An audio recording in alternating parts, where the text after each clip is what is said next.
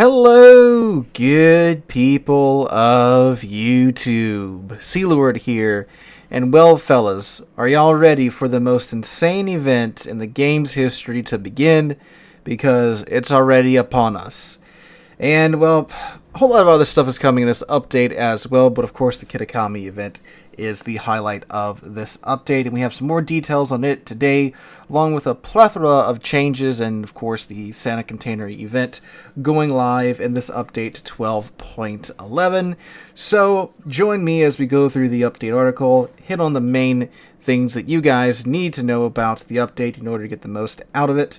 And this is going to be a longer one, so if you check out the timeline down below, you will see that the chapters are set up, so if there's a particular issue or event or item or ship or whatever it is that you're looking for, check out the timeline down below for it. And if you just want to stick around for the whole thing, that'd be very cool as well. But let's go ahead and get on into it. You can read along as I read aloud by checking out the link in the description down below. It'll take you right to the article. You can also get a free day of premium time by just skimming through the article, so make sure you get that and make use of it. But let's go ahead and get on into it. Alright, they say update 12.11 delivers the following: celebration activities, holiday in Santa City, salvage for victory, the Panetti Dockyard, Japanese battleship leaving early access, the airship escort being removed from random battles, asymmetric battles are continuing, some new additions to the armory, Piemonte and the tech tree, of course, user YouTube memberships, new round of brawls, some other balance changes, and content changes. But let's go ahead and hit the highlights of this update, which begin, of course, with the Santa Container event, or as they call, celebration activities. Well, actually, they do have a fair amount of stuff going out this year, and I gotta say, it's actually pretty generous, so far at least on the surface, but let's go ahead and get on into it. So they say the voyage to the North Pole has come to an end, so it's about the right time to start preparing for celebration activities. We're ready to share some exciting news about our festive events and activities, and of course, the rewards they provide. Daily login rewards. As part of the celebrations, the daily login rewards have been updated with some extras, such as an additional super container and multiple Santa gift containers. Here's the image for that. You can see they highlighted the Santa gift containers they've added in, and with the additional super container in there as well. So that's very nice. On top of this, you'll be able to find many more presents in the game and on our official resources during this time. And of course, one of the big ones is the bonuses you get for going into battles, what used to be called the snowflakes, but this year they're just going with battle performance bonuses. Battle performance bonuses during the festive season have become a well-loved tradition, so we're happy to bring them back. Please note that we have slightly changed the rewards from last year, and they now scale better with ship tiers. So from tier 5 to tier 7, you can earn coal. Tier 5 ships earning 700, Tier 6 earning 750, Tier 7 earning 800, Tier 6 earning 750, and Tier 7 earning 800. Then from Tier 8 on up, you earn steel, which is pretty nice. Tier 8 ships earn 70 steel a pop. Tier 9 ships earn 80 steel a pop. That's pretty nice. Steel is a resource that is not given out very much at all. Even in clan battles, for winning 3 matches, you get, I think, like 30 still for that. But this, just by going into game and winning, it's not even winning anymore, it's just earning like 800 base XP or 300 base XP, you get this, so that's very nice. Tier 10 ships get a Santa Container coupon, and then super ships get a 200 stack of steel. Very nice. So let's see. A festive certificate, which is the Santa Container coupon, the name I just made up there, is a temporary resource that can be exchanged in update 12.11 for one Santa's gift container for one certificate. You can get a Santa's big gift container for 3 certificates, a mega gift container for 5 certificates. You can get a flags premium container for 20 certificates, but you can only get 3 of those. And if you just want to throw them away, 375,000 credits for 1 festive certificate. So I do like this event. It's a event that lets you, basically decide what you want and how you want to spend it. because the vast majority of players, of course, they have like tier 6 to tier 8 ships, and that's where some really good stuff is being handed out. The tier 10 ships getting the gift certificates, those, of course, you can save those up and get the mega containers, or you can spend them all at once on the regular gift containers. It's up to you as to how you want to, use your rewards. So I usually do really like this event, and it is looking like it's going to go pretty darn good this year. And we will be taking a look at the Santa containers in a separate video and discussing which one you should be going after. So stick around for when that video does come out. And they do have the same system in place where if you have more ships, you can win a battle and get rewards for multiple ships. So if you look at the chart they have right here on the screen, if you have over 100 ships in port to 199 ships, so 100 to 199, you win a battle and you get an additional reward. If you have 200 to 299 ships, you get 2 additional rewards per battle. If you have 300 to 399 ships, you get 3 additional rewards per battle. 400 to 499, 4 additional rewards per battle. That be me. And then 500 plus, you go into battle, you get 5 additional rewards.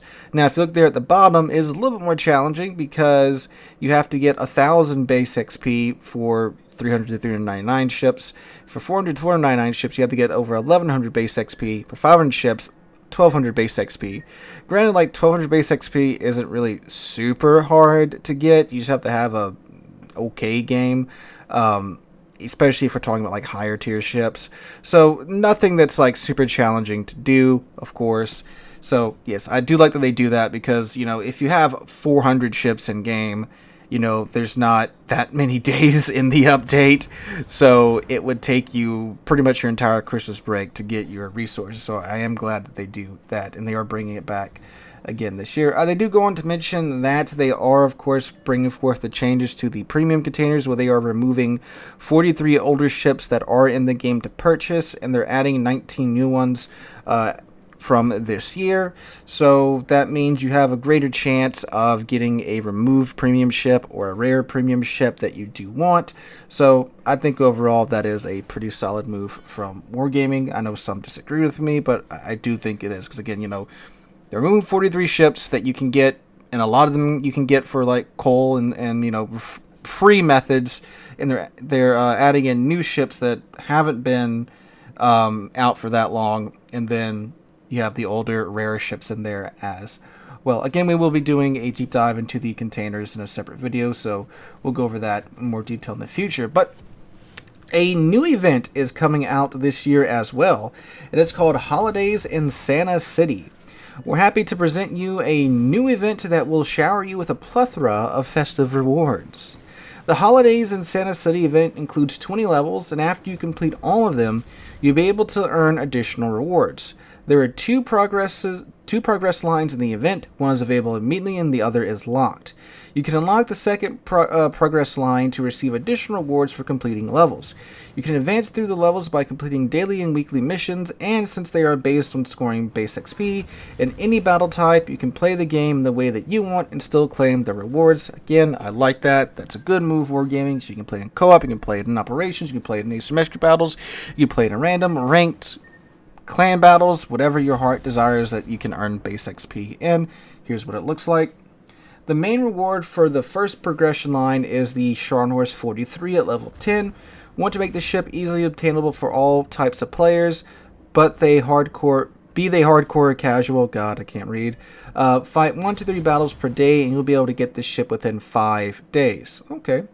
Aside from the Scharnhorst 43, you can earn rewards such as Days of Warships Premium account, a festive commander with unique voiceover, New Year permanent camouflage for Tier 8 and Tier 9 ships, commemorative flags, coal, steel, and an array of Santa's containers of all sizes, with three Santa's mega gift containers being the final prize.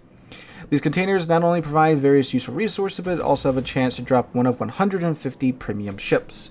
Players can additionally unlock the second progression line for doubloons to earn festive certificates, 2 new historical commanders, another commemorative flag, New Year permanent camouflage for coal, and the stored 43 as the final reward. So The Stored 43 isn't looking that great from my understanding.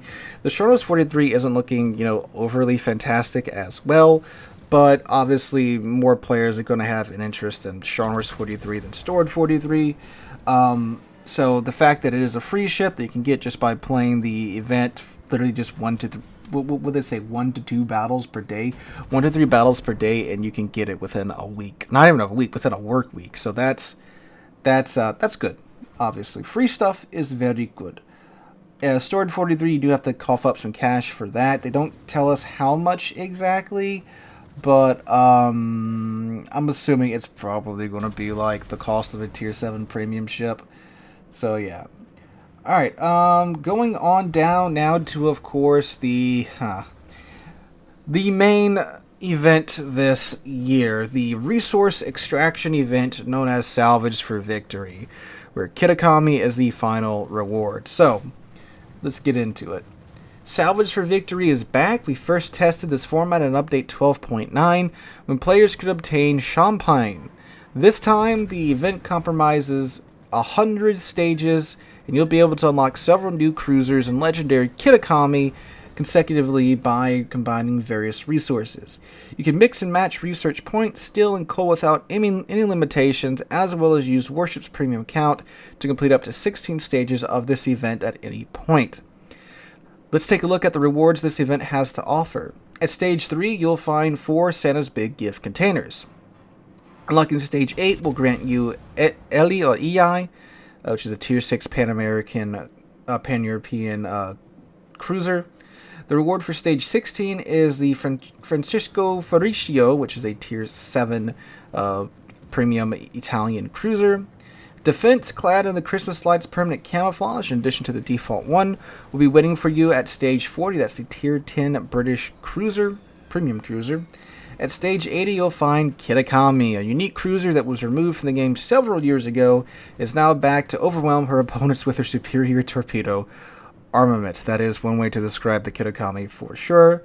They say, please keep in mind that due to special nature of Kitakami's gameplay and status, we're reintroducing her primarily with our long-term players in mind, who collect ships and have already accumulated a large amount of resources in the game. Truly avid collectors can complete an extra 20 stages. At Stage 100. You'll receive the exclusive Bitter Wind permanent camouflage for Kitakami and commemorative flag for all 4 ships. Kitakami won't be distributed in any way for the next 2 years in-game after the end of the event. We currently have no announced plans for a future distribution, but will inform you if this changes. The permanent camouflage for Kitakami will remain exclusive and only be available during this event. The other ships won't be distributed in any other way for at least a year. So, yeah. This event's kind of insane. Not kind of insane, it is insane. If you haven't looked into it, TLDR, even the most dedicated players are going to have a rough time completing this event, because if you want to earn all these resources without already having a decent stack of them, it's going to take you this entire update at minimum to earn these rewards, these resources.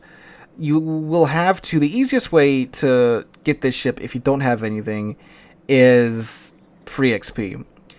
Because Research Bureau points are one thing that can be turned in, but the amount of Research Bureau points you need in order to turn those in to get the Kitakami is somewhere along the line of 7 million free XP worth of Research Bureau points. It's kind of nuts. We go over the exact numbers in my video covering the original announcement of this event, but those numbers haven't changed since then.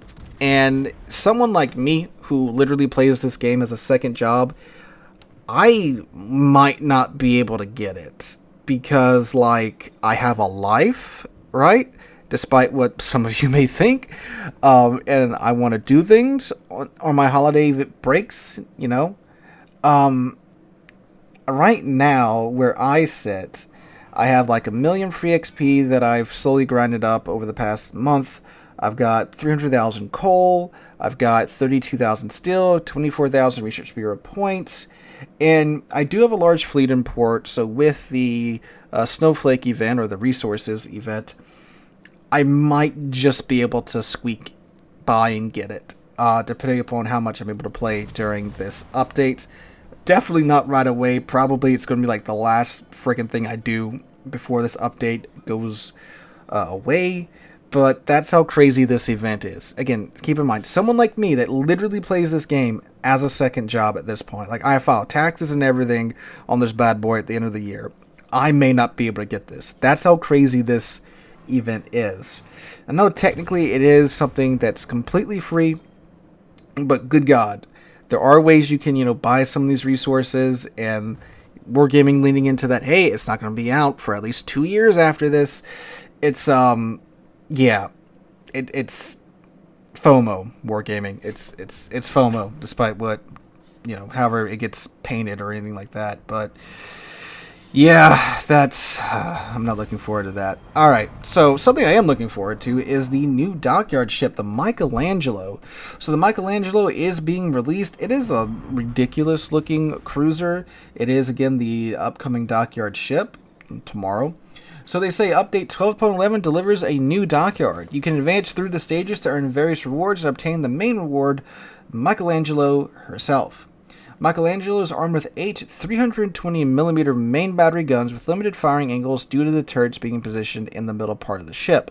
She also has numerous secondary guns armed with sap shells that can deal good damage, thus compensating for relatively weak main battery guns. Her torpedo armament is represented by two triple tube torpedo launchers with wide launching angles, typical of the Italians. The torpedoes are fast and deal high damage, but the range is short and there are a few torpedoes per salvo. The ship has a large HP pool and good armor, as well as access to repair party to further boost her survivability. She has average speed for a cruiser, but she's slower than other Italian cruisers. Additionally, she's equipped with exhaust smoke generator and hydroacoustic search in different slots. The construction process comprises 32 phases. You can advance through 27 of them by completing Dockyard combat mission groups. You can also complete shipbuilding phases by spending 1,715 dubs per phase and purchasing starter packs, 10 shipbuilding phases in exchange for 10,000 dubs, and 5 shipbuilding phases in exchange for 6,000 dubs. The Dockyard combat mission can be completed during a period that spans update 12.11 and the first 3 weeks of update 13.0. The Dockyard will remain in your port until the release of update 13.1.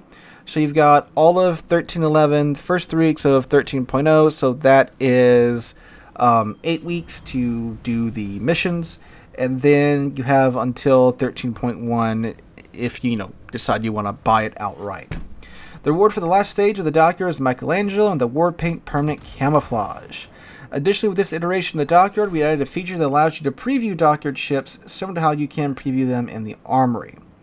Alright, so again, if you look at the stats of the Michelangelo Dockyard, it's actually on paper in terms of if you want to pay through it. Obviously, just grind through it, right?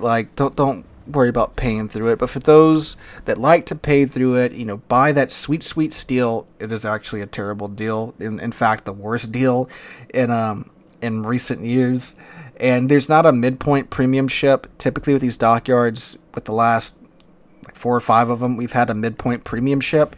Not happening with the Michelangelo Dockyard this go round. But again, I'm going to go through the Michelangelo Dockyard in its own separate video when the ship does come out during my review of it, so make sure you keep your eyes out for that. I'll probably get this one up first, since this is, of course, the thing you can most easily get in this update, right?